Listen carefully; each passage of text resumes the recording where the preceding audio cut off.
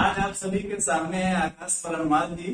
और आप सभी लोग जो कि पीजीटी की तैयारी कर रहे हैं सभी इनके नाम से परिचित होंगे। 2021 पीजीटी उत्तर प्रदेश के टॉपर रहे हैं। तो पहला इनको जो है मेरा सवाल के पहले मैं इनको ढेर सारी शुभकामनाएं दूंगा कि इन्होंने पीजीटी टॉप किया।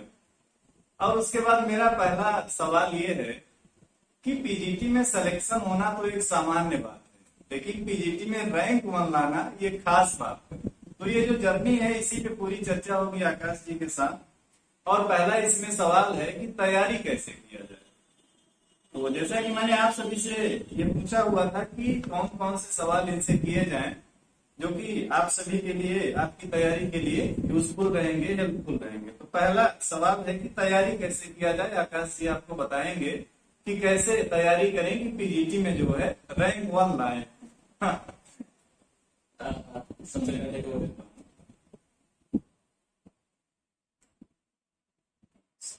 सबसे पहले नमस्कार। और जैसा सर ने कहा कि रैंक 1 कैसे लाए, टॉपर कैसे बने, ये कोई मुझे लगता है कि 5-6 महीने की मेहनत नहीं, ये सतत प्रयास हम लोगों का रहता है। किसी भी परीक्षा को लेकर हम कैसे रणनीति बनाते हैं।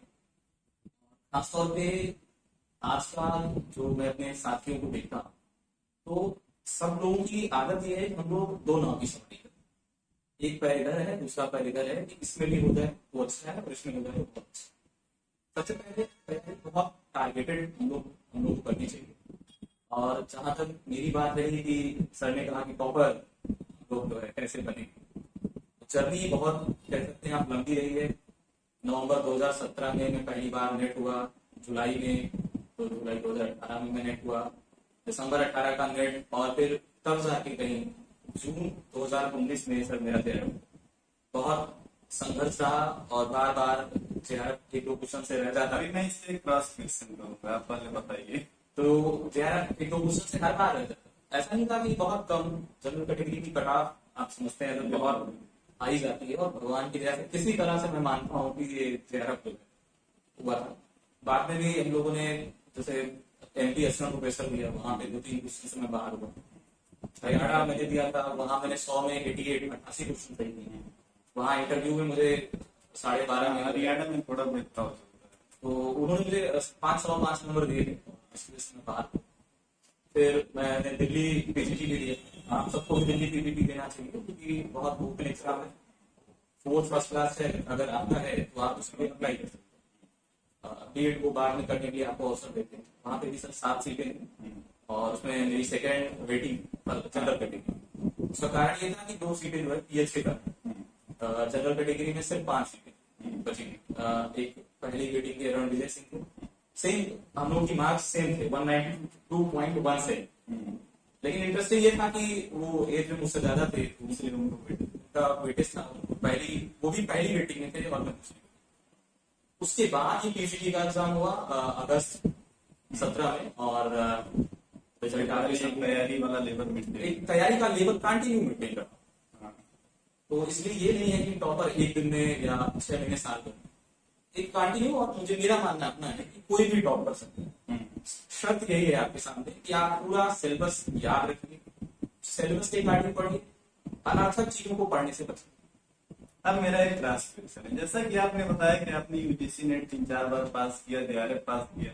बहुत सारे ऐसे लोगों ने केवल पोस्ट ग्रेजुएट है, नेट नहीं पास है, जेआरएफ नहीं पास है, पीएचडी नहीं कर रहे हैं, क्या वो पीजीटी में सिलेक्शन नहीं ले पाएंगे? नहीं, बिल्कुल। मैंने आपसे इसीलिए कहा कि अगर सिलेबस को ध्यान में रखें। बहुत सारे एस्पिरेंट्स जो मुझे फोन करते हैं वो कहते हैं कि सर मैंने चिंतन पूरा पढ़ लिया है, मैंने औजा पूरी पढ़ ली है, मैंने लाल पूरी पढ़। बिल्कुल नहीं, मैं ऐसी सलाह बिल्कुल नहीं देता हूँ कि आप पूरी किताब पढ़िए। मेरा अपना मानना है जो सिलेबस है, आप सिलेबस सामने रखिए। एक जैसे रणनीति तैयारी क्या है, एकदम हम लोग, मैं अपने भाषा में बोलता हूँ, एकदम गधे की तरह नहीं पढ़ना। वही पढ़िए जो एग्जाम में पूछा जाता है। आप उसके लिए सिलेबस देखेंगे, आप उसके लिए जो ओल्ड एग्जाम्स में पेपर देखेंगे, आपको आइडिया लगने लगता है कि सवाल कहाँ से पूछे और सवाल की प्रकृति क्या है। तो अगर कोई भी व्यक्ति 6 महीने 8 महीने की तैयारी मेरे लिए मेरा मतलब मानना ये है है कि पढ़ेगा। जो नेट जीआरएफ वाले नहीं है उनको बिल्कुल डिमोटिवेट नहीं होना। नहीं नहीं बिल्कुल नहीं, बिल्कुल मैंने कहा ही नहीं, मैंने कहा जैसे टॉपर होना और एक सतत लगातार हम लोग प्रयास करें, धैर्य बनाए रखें जीवन में। बहुत सारे लोग 2021 में असफल हुए होंगे, मैं उनके लिए भी कह रहा हूँ कि आप धैर्य बनाए रखिए और सफलता आपको निश्चित मिलेगी। अगला सवाल है कि बहुत सारे लोगों ने पूछा कि ये पूछ के बताइए कि आकाश सर ने तैयारी कैसे की था, तो बताइए अपने तैयारी के बारे में क्या तरीका अपनाए थे स्पेशली यूपी पीजीटी के लिए, क्योंकि पहले जो भी दिए हुए डीएसएसपी हरियाणा सर वो सब साइड में रखे, यूपी पीजीटी कैसे पढ़े इसको बताओ थोड़ा डिटेल में। देखिए यूपी पीजीटी की जब हमने तैयारी शुरू तो तूफान पड़े दिसंबर के आसपास, और एक तरह से मान लीजिए कि मेन फोकस तैयारी वहीं से शुरू। पहला काम सिलेबस हम लोग अपनी दीवार पे जैसे बोर्ड पे लगाते हैं कि भाई ये पूरा सिलेबस है, हाँ और पूरी तैयारी इसी के इर्द गिर्द होनी चाहिए पूरा। हाँ सिलेबस है। मैंने बुक्स खोली, बुक्स में मैंने वो चीजें हाईलाइट की जहां पे मुझे वो सारे मैटर मिले। किसी की भी बुक्स हो, मैं हमेशा बुक्स के लिए कहता हूँ जो सबसे आसान लगेगा आप वही किताब पढ़ो। जबरदस्ती ये नहीं है कि फलाने ने कहा है कि ये वाली किताब पढ़ना जरूरी है, बिल्कुल नहीं। जहाँ बहुत आसान भाषा में बहुत अच्छे से समझ में आए आप वहां पे। मैंने पूरा सिलेबस दीवार पे लगाया, सिलेबस राइट मैंने एक एक टॉपिक को लेकर पढ़ाई, उनके मैंने शॉर्ट नोट्स बनाए, और जब सारी चीजें मेरी कंप्लीट हो गई तो मैंने कहा कि यार ये चीजें तो हो गई हैं। इंडियन इकोनॉमी के लिए मैंने एस एन लाल सर की किताब भारतीय अर्थव्यवस्था, क्योंकि थोड़ा सा बोझिल हो सकता है मेरा मानना है, लेकिन उनकी किताबों के सवाल जो है वो 50% सवाल अधिकतर आ ही करते हैं, तो बहुत यूजफुल किताब है। मैंने उसको पूरा पढ़ा 2 बार। इस दौरान मैंने नेट की पीजीटी की असेंबली जितना ज्यादा से ज्यादा प्रैक्टिस कर सके आप प्रैक्टिस की। रणनीति यही रहती है कि सबसे पहले आप पूरा सिलेबस तैयार कीजिए, और उसके बाद सिलेबस के अकॉर्डिंग आपने जो पूरा नोट्स बना लिया है उसको रिवाइज कर लीजिए, फिर पेपर करिए, और जितना ज्यादा से ज्यादा प्रैक्टिस कर पाए उतना करना चाहिए। अगला सवाल ये है, बहुत सारे लोग ये भी पूछते हैं, इस बात को लेकर कंफ्यूज रहते हैं किन किताबों को पढ़े और किन को ना पढ़े, तो इसका जवाब तो लगभग मिल गया है कि किताब वही पढ़े जो बेहतर लगे। किताब वो पढ़िए जो आपको आसानी से समझ हो। ये नहीं है कि मैंने पहले ही कहा कि किसी और जब जब ये पता रहे कि हमको पढ़ना क्या है, किसी भी किताब से पढ़ किसी भी किताब से, बस मैं वही बार बार बोलता हूँ। किसी ने मुझे फोन किया, उसने कहा कि मैंने सर ऊर्जा पढ़ ली, मैंने चिंगम पढ़ ली, रोहित सर का कहना है कि बिशन लाल को भी पढ़ना है। मैंने कहा नहीं, मेरा ये मानना नहीं। अगर आप बिशन लाल सर की किताब आसान भाषा में आप पढ़ना चाहें, जैसे आज की किताब की अच्छा ये है कि उनमें बिल्कुल पीजीटी के बराबर से बिल्कुल। जैसे लहूजा हो और सिंगम हो थोड़ा ज्यादा लिखते हैं नेट के सिलेबस से। बिल्कुल कंटेंट उनमें ज्यादा है, और बार बार मैं बोलता हूँ अगर आप सिलेबस देख के पढ़ेंगे, सील पढ़ेंगे, फिर याद रखना आसान है। किसी भी बुक से पढ़ किसी भी, है ना? अब एक बहुत फेमस सवाल आजकल का, क्या पीजीटी की तैयारी के लिए घटना चक्र, युग ये जैसी किताबें ही विकल्प हैं? क्या इन पे सिर्फ निर्भर रह के पीजीटी पास किया जा सकता है? मैं ये कहूंगा, आप अपना अनुभव बताइए, आपने भी घटना चक्र युग देखा जरूर होगा, पढ़ा है या नहीं पता नहीं। नहीं बिल्कुल मैंने घटना चक्र भी पढ़ी, हाँ। और मैंने यूथ कंपटीशन का भी दोनों का शॉर्ट बताइए, पेपर, दोनों का बताइए। मैंने उन दोनों को देखा है, पढ़ा भी है। मैं शुरुआत में फिर से बता दूं, आप सबसे पहला काम करेंगे पूरा सिलेबस सामने रखिए, उसके अकॉर्डिंग यूनिट वाइज सारे नोट्स बना लीजिए। हाँ। नोट्स से पढ़ाई अगर पहले से नोट्स हैं उनको इकट्ठा करके रख लें। बिल्कुल, उनको अगर आपके पास नोट्स है उनको इकट्ठा करके एक बार पढ़ लीजिए। हाँ मैं लोगों को यहाँ सलाह देता हूँ, जैसे आपने माइक्रो इकोनॉमिक्स है पूरा पढ़ लिया, आप देखेंगे न्यूज की किताब हो कोई या फिर घटना चक्र, उसमें आप देखेंगे माइक्रो इकोनॉमिक्स का क्वेश्चन अलग दिया है, टॉपिक वाइज क्वेश्चन, आप उनके क्वेश्चन सॉल्व कीजिए। एक चीज हमेशा जो याद रखने लायक है वो ये है कि जब भी आप क्वेश्चन करिए तो आप अपने कॉन्सेप्ट से मत, अगर आपको लग रहा है कि घटना चक्र में, यूथ कंपटीशन में अगर कोई सवाल आपको नहीं समझ में आ रहा है और लग रहा है थोड़ा सा भी मन में ये गलत हो सकता है, तो आप अपने कॉन्सेप्ट पे जाइए और बुक्स पलटिए, ना कि घटना चक्र पर आंख बंद करके विश्वास। यूथ की बुक काफी फेमस है इस बात के लिए कि इसमें गलतियां होती, क्या ये सच है? अब देखिए यूथ की नहीं, मुझे लगता है जितनी भी किताबें इस समय मार्केट में आप जितनी भी किताबें सर पाएंगे सब में बहुतायत में गलतियां हैं। घटना चक्र तो बहुत लोग रिलायबल मानते हैं कि बहुत अच्छी किताब है। मैंने घटना चक्र तो वो फोन भी किया था, मुझे लगता है मैंने कम से कम 25 गलतियां उसमें बताई। आप उनके फ्रंट पेज पे आप 5 नंबर का सवाल देखिए, पहले पेज पे गूगल। हालांकि इस पर वाले एडिशन उसको सही कर दिए हैं। मैंने हाँ उसका कारण है सही का, मैंने उनको मतलब सारे सवाल भेजे थे। और एक चीज यकीन मानिए, अगर आप सवाल गलत पढ़ रहे हैं, आप कितना भी नॉलेजेबल, कितना भी आपके पास नॉलेज है, कई बार एग्जाम टाइम में आप भटक जाते हैं। और मेरे साथ खुद हुआ है। एक सवाल है जैसे सर एलम को लेके, एलम कर्व की जो लाइन थी, यानी एलम कर्व कैसा हो सकता है, हाँ, उसको लेके उन्होंने माना है ये धनात्मक, जबकि उसमें है अलग अलग सीमाओं में अलग अलग स्थिति। ये सेम सवाल पूछा है मुझे लगता है हायर की असम प्रोफेशन, और वहां मैं गलत करके चला आया हूँ, जबकि मैंने उसको वहां पे सही कराया। हाँ। तो अगर आप गलत चीजें पढ़ेंगे निश्चित रूप से आप गलती करेंगे। सोर्स अच्छा होना चाहिए। सोर्स आपका अच्छा होना चाहिए। और बार बार मैं बोलता हूँ कि अगर कोई क्वेश्चन में डाउट है तो सर का मंच है, अरसास मंच टेलीग्राम पे, आप वहाँ क्वेश्चन पोस्ट कीजिए। आप वहां पे क्वेश्चन पोस्ट कीजिए, बहुत सारे लोगों के अलग अलग जवाब आएंगे, अलग अलग सोल्यूशंस के साथ आते हैं। टाइम मिलेगा तो आकाश जी का भी जवाब आएगा। क्योंकि नौकरी के साथ जिम्मेदारियां बढ़ जाती हैं, तो सभी का एक टाइम पे जवाब दे पाना थोड़ा सा मुश्किल हो जाता है, तो टाइम मिलने पे ही पॉसिबल होता है। तो ये हो गई घटना चक्र और युक्ति का। अगला एक अच्छा सा सवाल है कि सिर्फ मेड नोट्स कितना आवश्यक? इससे मेड नोट्स मैंने शुरू में ही कहा, ये बहुत जरूरी है, क्योंकि जितना लिखेंगे आप उतना ज्यादा याद करने की और उसके दिमाग में, मस्तिष्क में ठहरने की उनकी क्षमता जो है, मतलब सवालों की क्षमता, सिद्धांतों की क्षमता बढ़ती है। मैंने खुद जिस भी एग्जाम की तैयारी की हो, हमेशा अपने खुद के नोट्स बनाए। किसी के दूसरे के नोट्स बिल्कुल मत मानो, उनसे आपको कोई हेल्प नहीं मिलेगा। हमेशा अपने नोट्स खुद बनाइए, रिवाइज कीजिए, और यकीन मानिए कि अगर आप एक बार नहीं, अगर आप 2 बार 3 बार रिवाइज करेंगे, आप अपने नोट्स में गलतियां पाएंगे। आपको लगेगा यहाँ ये हमने गलत कर दिया, ये चीज कॉन्सेप्चुअल एरर है। और उस नोट्स में हमेशा एक स्पेस बना के कि ऐड ऑन का मतलब ये कि कुछ भी अगर लगता है सवाल ये पूछा गया है आपके नोट्स में नहीं है, कोई भी सिद्धांत ऐसे पूछा गया और उससे संबंधित फैक्चुअल इंफॉर्मेशन हो या कोई बात आपके नोट्स में नहीं है, तो आप उसको इंक्लूड कर सकते। इतना स्पेस आप बना दें। अब एक सवाल ये है, जैसे आज जब ये वीडियो रिकॉर्ड किया जा रहा है, अब से लेके एक अनुमान लगा सकते हैं कि लगभग 2 महीने का टाइम है यूपी पीजीटी की परीक्षा 60। क्या इन 60 दिनों में ऐसे लोग जो की तैयारी अभी बहुत अपने संतुष्टिजनक स्तर पे नहीं पहुंचा पाए हैं, क्या इन 60 दिनों में कर सकते हैं? क्या 60 दिन पर्याप्त होते हैं पीजीटी की तैयारी के लिए? और ये मानकर चलते हैं हम लोग कि जैसे इकोनॉमिक्स से उसको कभी ना कभी आदमी ग्रेजुएशन में पढ़ा होता है, पोस्ट ग्रेजुएशन में। बहुत सारे ऐसे लोग हैं जो कि यूजीसी की तैयारी करते हैं, वहां भी पढ़े होंगे। बहुत सारे साथी ऐसे हैं जो 2021 के पीजीटी में इंटरव्यू दिए हैं, है ना? तो अभी जो 60 दिन है, ये कितना उपयोगी रहेगा, या 60 दिन में किया जा सकता है कि नहीं?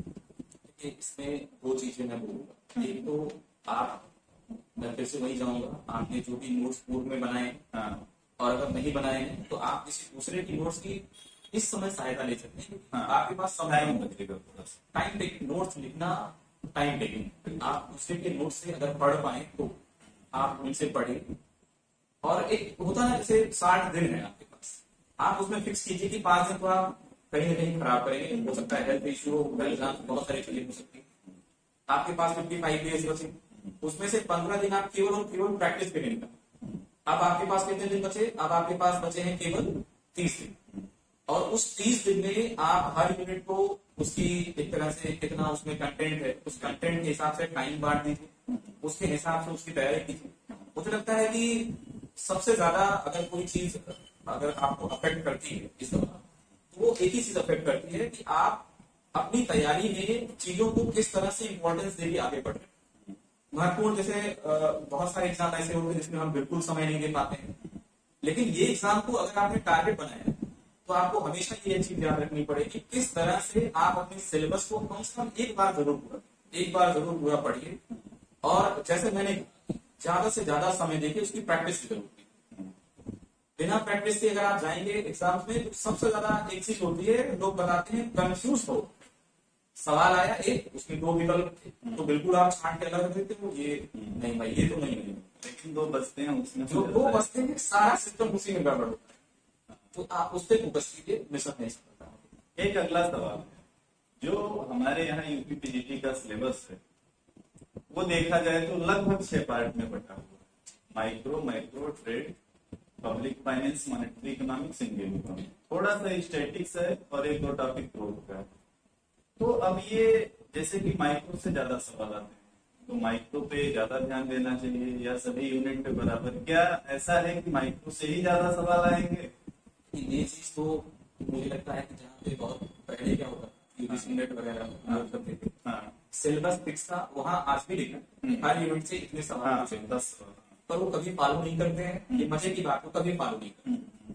तो इसीलिए आपको, मुझे जहां तक लगता है, आपको अपनी पूरी तैयारी सारे एंगल्स पे, सारे टॉपिक्स पे, सारे यूनिट्स पे फोकस करके करनी चाहिए। ये नहीं कि पिछली बार माइक्रो से ज्यादा सवाल पूछा है, आप पूरा माइक्रो पढ़ते गए, पता चला माइक्रो ना पूछ के आपसे एमए माइक्रो पूछ लिया, और अब आपको लग रहा है कि यार ये पूरी रणनीति पे भरी की धरी रहती। लेकिन थोड़ा सा देखा जाए, जैसे माइक्रो का सिलेबस कम है माइक्रो की तुलना में, तो वहाँ सवाल भी कम बनेंगे। इसलिए मैंने वही कहा कि जब आप सिलेबस, जैसे किसी चीज को जब आप सिलेबस देखते हैं, आप उसको वहीं सीमित कर देते कि भाई इतना ही पढ़ना है। जब आपके पास समय नहीं है, मान लीजिए आपके पास जैसे सर ने कहा 60 दिन में तैयारी करनी है, आप अब क्या करेंगे ना, आप एक एक टॉपिक लीजिए और उस टॉपिक को किताब में खोज के पढ़िए। ये नहीं कि वो मिल गया है पूरा एक इतिहास उसका पढ़ते चलिए, पूरा कहानी बनाइए, बिल्कुल नहीं। एकदम पर्टिकुलर सेम टू सेम, जैसे टॉपिक लिखा है loanable fund theory, interest rate, आप जाइए उसको सीधे सीधे वही थ्योरी पढ़िए, बस किसने दिया है, क्या बातें हैं, बस पढ़िए। विद इन 1 घंटे में मुझे लगता है बहुत सारे लोग ये भी पूछते हैं कि जो सिलेबस है वही पढ़े, उससे बाहर तो सवाल नहीं आएगा। देखिए हालांकि एक बार ऐसा देखा गया था, तो 2016 का पीजीटी हुआ था, उसमें कुछ मैथ वाले सवाल बाहर से आए थे, लेकिन आमतौर पर इसके बारे में क्या राय है? देखिए सर, एक चीज तो ये है, मैं बार बार बोल रहा हूँ कि 125 से 125 हम नहीं सही कर सकते। रैंक 1 भी 114-15 पे रुक जाता है। जैसे मेरा रहा कि आप पाएंगे मेरे से 14 सवाल थे, और 4 सवाल मान लीजिए वो तो आयोग के आशीर्वाद से गलत हो, तो हर बार होता है, तो नहीं तो 118 होते, लेकिन फिर भी मेरा मानना है कि आपको 125 नहीं सही करते। आपको अपना जो एक टारगेट होता है 115, 116, 118, 120, टारगेट मत छोटा करें, टारगेट बड़े रखिए। जब आप टारगेट बड़े रखते हैं तो आप उसका पीछा करने के लिए आप किसी भी हद से गुजरने तैयार हैं।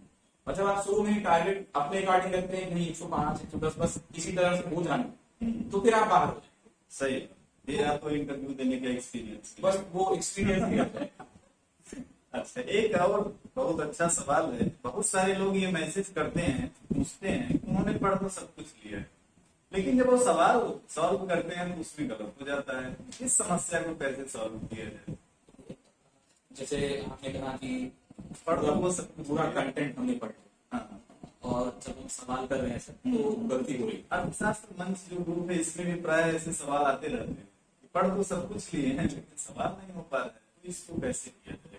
इसमें मेरा हमेशा से मानना है कि गलतियां हम सबसे होती हैं, अगर आपसे भी हो रही है इसमें कुछ भी नया नहीं है।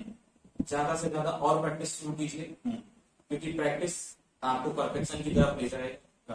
अभी जैसे सर आपने कहा कि गलतियां हो रही, हमने भी बहुत सारा कंटेंट पढ़ा है, उसके बाद भी जैसे मैंने यूजीसी नेट का, मुझे लगता है कम से कम मैंने पूरा पेपर, आप देखेंगे मैंने कम से कम 5 बार उसको सॉल्व किया, बावजूद उसके आज भी आप हमारे सामने पेपर डालिए, मैं 100 आउट ऑफ 100 नहीं कर, एक्यूरेसी नहीं आती। जब हम लोगों ने शुरू किया था 100 में, मैं जानता हूँ जब ऐसे अगर 100 क्वेश्चन हैं तो पहले हम लोग 71-72 किया करते थे, 17 में, फिर उससे थोड़ा बड़ा 80 पहुंचे, 85 पहुंचे, 92, 93, 97, और कभी कभी उन्हीं जिसमें हमने 97 किया उसी में हम फिर से करके 80-85 किया। क्योंकि कई बार कुछ कॉन्सेप्चुअल एरर्स होते हैं, कई बार आप जैसे एक तरह एक सवाल दिया है, उसमें 2 ऑप्शंस हैं, आप उस ऑप्शंस में गलती कर रहे हैं, कंफ्यूज हो जाते हैं। ये चीजें आम है, इसमें लेकिन बिल्कुल नहीं घबराना है। आपको ज्यादा से ज्यादा, मेरा मानना है ज्यादा से ज्यादा प्रैक्टिस, जहां से पाइए वहां से प्रैक्टिस।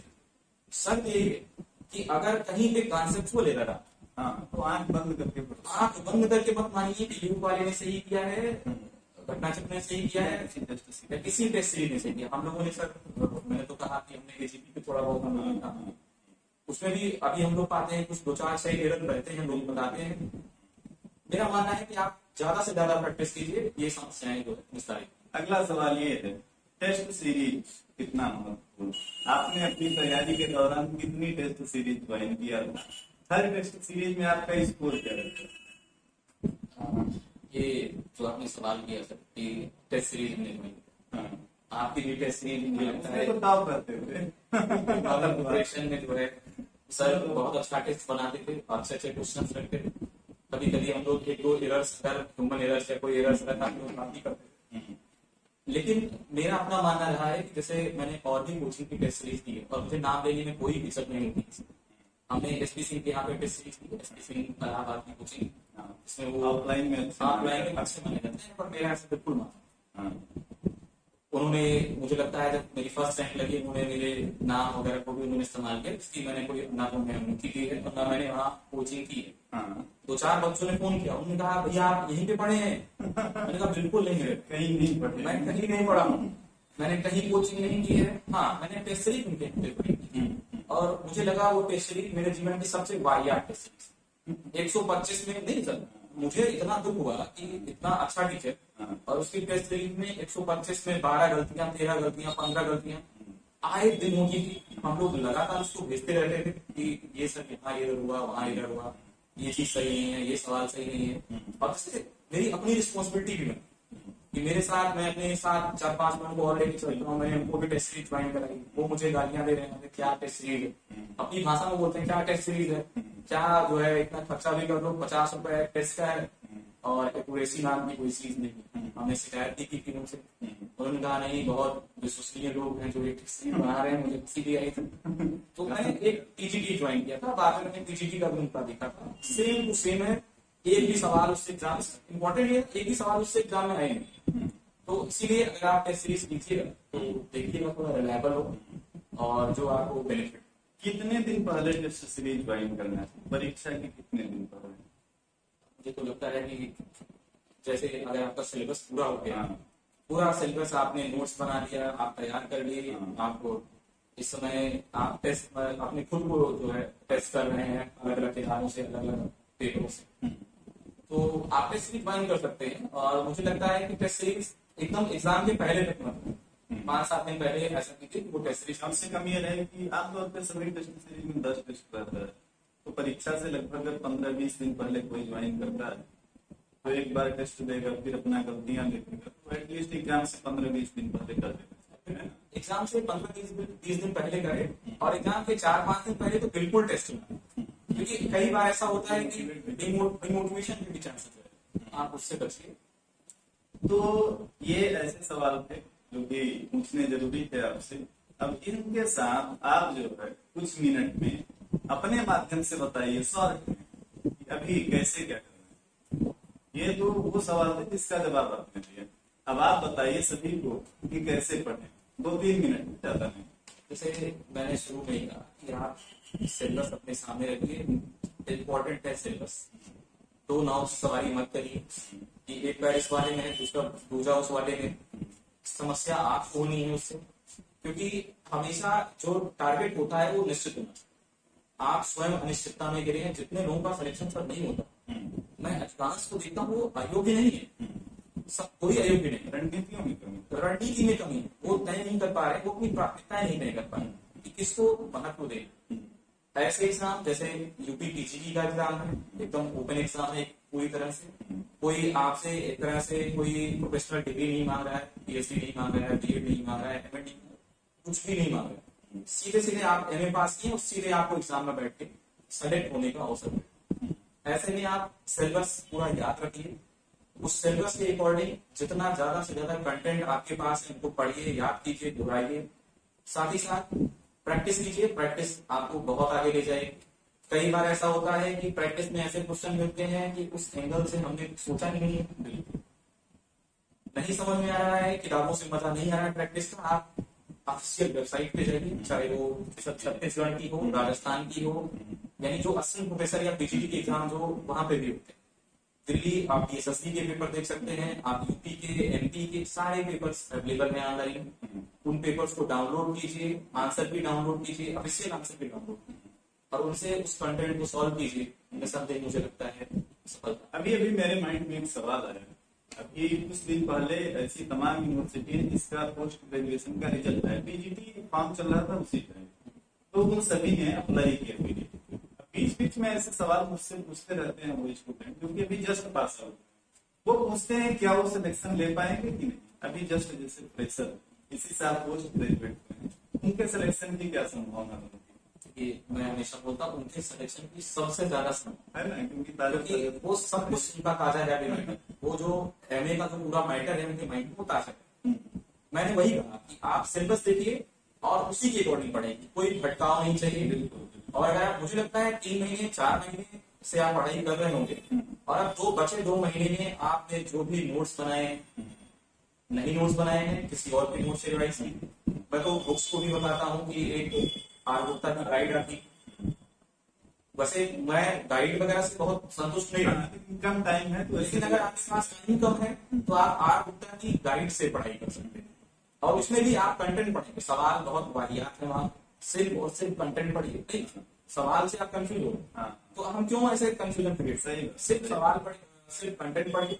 और जब भी आप क्वेश्चंस की प्रैक्टिस कीजिए, आपको चाहिए कि आप जो सोर्स हुआ था वो ऑथेंटिक, और अगर सोर्स ऑथेंटिक नहीं है तो आप बार बार, मैं कहता हूँ, आप अपने कॉन्सेप्ट पर ही रहेंगे और उस किताब में लिखी बात को, सॉल्व पेपर में लिखी बात को बिल्कुल। तो ये थी यूपी पीजीटी की चर्चा। अब जैसा कि आप सभी को पता है कि आकाश जी इकोनॉमिक्स में जेआरएफ भी रहे हैं, पीएचडी भी कर रहे हैं, तो 2-3 मिनट थोड़ा सा बताइए। इस चैनल के और भी लोग हैं जो कि यूजीसी नेट की तैयारी कर रहे हैं, जेआरएफ बनना चाहते हैं, तो वो 2-3 मिनट में उनको समझाइए कि कैसे वो पढ़े कि उनका नेट जेआरएफ क्लियर हो। शॉर्ट में ही सही, थोड़ा कुछ तो गाइड मिले लोगों को। नेट जेआरएफ की तैयारी जो लोग कर रहे हैं, मैं उनसे कहूंगा सबसे जरूरी चीज है इस एग्जाम में है, क्योंकि हम लोग भी बहुत अधीर हो जाते थे। जब वही मैंने सबसे कहा कि मैंने शुरू में अपना जब बोला कि मैंने नवंबर 2017 का एग्जाम दिया, कट ऑफ 117 है, मेरा 114 सवाल सही है, नहीं सर जेआरएफ नहीं। फिर मैंने जुलाई 18 का दिया, कट ऑफ 99 पर है, मेरा 98 है, मेरा जेआरएफ नहीं हो सकता। दिसंबर 2018 में जाएगी, कट ऑफ ऐसा ही कुछ है, फिर मेरा 2 क्वेश्चन, फिर जाके जून में जाके सिलेक्शन हुआ जेआरएफ।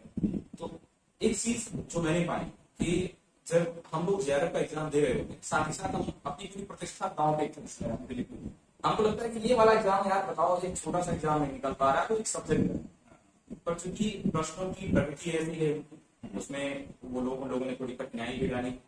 और मुझे लगता है कि इकोनॉमिक्स को लेकर जेआरएफ का जो, या नेट जेआरएफ का जो एग्जाम है, वो अपने आप में पूरे देश में सबसे कठिन एग्जाम है। और इसे क्वालिफाई करने के लिए निसंदेह आप, मैंने जैसे कहा, हमेशा एक ही चीज बोलता हूँ, सिलेबस को सबसे आगे रखिए। अगर आपने सिलेबस याद कर लिया तो 20% तैयारी आपकी वहीं होगी।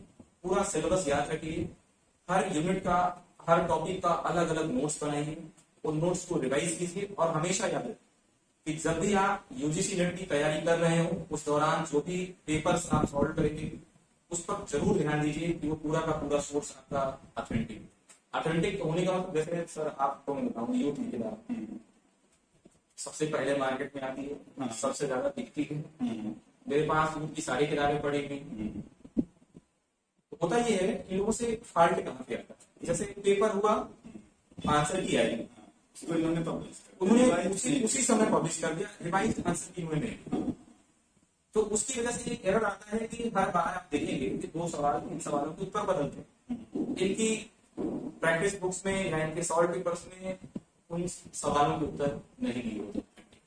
हम लोगों ने सर एक एजीपी किताब पर भी, मैंने अभी कहा कि हमने काम किया, थोड़ी किताब मोटी है लेकिन अगर आप पढ़ेंगे यूजीसी के लिए काफी अच्छी, तो अगर आप देखेंगे तो हम लोगों ने सर कोशिश किया है कि हर एक क्वेश्चन का सोल्यूशन हम दे सकते, हर एक क्वेश्चन का सोल्यूशन मींस देखो 100% तो मैं नहीं मानता। यूथ वगैरह ये भी करते हैं कि आंसर एक्सप्लेनेशन में वही आंसर लिख देते हैं, बिल्कुल, इसीलिए मैंने कहा कोई एक्सप्लेनेशन नहीं होगी किताब। अब मैंने एक सवाल, एक बहुत अक्सर पूछा जाता है एग्जाम में, मार्क की लोड से, कि उसमें Q इज इक्वल टू ऐसे दे दिया 10 into T plus mathematical economics से। मैं देखता हूँ उसमें वो लिखते हैं मान की लोड क्या है, कितने प्रकार की होती है, और क्वेश्चन को सॉल्व। तो ये विडंबना है। तो इन सब चीजों को हमने सुधारा है। हम लोगों ने जो एजीपी पब्लिकेशन है उसमें बहुत काम किया है, बहुत मेहनत की है। हमारा उसमें कोई प्रॉफिट अब नहीं कि आपको मैं कहूँ यहाँ पे बहुत सारे बच्चे फोन करते हैं, सर ये वाली किताब सस्ती दिलाएं। मैंने कहा भैया हमारा कोई वो नहीं, हमारा जो था काम हमने कर दिया। आप किताब खरीदेंगे आपको नॉलेज, और निसंदेह मैं कहूंगा जो लोग अभी नए बच्चे जो तैयारी में आए हैं अगर वो चाहते हैं कि वो नेट से करें, एक बार आप जरूर उस किताब को पढ़िए, उसके मैटर्स को पढ़िए, उसके बाद आप खुद कहेंगे कि और किताबों की तुलना में ये किताब ज्यादा बेहतर। तो ये पूरी कहानी थी आज के इस सेशन की। बहुत अच्छा लगा, और बहुत सबसे अच्छी बात यह है कि बहुत दिन से इस बात की डिमांड थी कि रैंक 1 को लेके आया जाए। तो आज ये काम पूरा हो गया है ना। अब देखिए, ये आप सभी को जो भी सवाल थे आपके, उनके जवाब दिए गए हैं आकाश जी के द्वारा। इसके बावजूद भी अगर आपका कोई भी सवाल बनता है तो एक जो टेलीग्राम ग्रुप है अर्थशास्त्र मंच, वहां पे ये बिल्कुल सक्रिय है। आप वहां पे इनसे क्वेश्चन पूछ सकते हैं अगर आपका कोई इस तरीके का क्वेश्चन है जो इसमें ना पूछा गया। तो बस इतनी सी बात थी। सभी को एग्जाम की शुभकामनाएं। आकाश जी को धन्यवाद। चलिए।